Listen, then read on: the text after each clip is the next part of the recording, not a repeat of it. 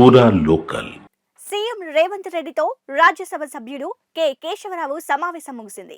కాంగ్రెస్ లో చేరుతానని అధికారికంగా ప్రకటించిన కేకే సీఎం రేవంత్ రెడ్డి నివాసానికి వచ్చారు. ఈ సందర్భంగా చేరికతో పాటు పలు అంశాలపై సుదీర్ఘంగా చర్చించారు. చేరిక ముహూర్తం కూడా ఖరారు చేసినట్లు తెలుస్తోంది. కేకేతో పాటు కాంగ్రెస్ లో ఆయన కూతురు హైదరాబాద్ మేయర్ గద్వాల్ విజయలక్ష్మి కూడా చేరబోతున్నారు.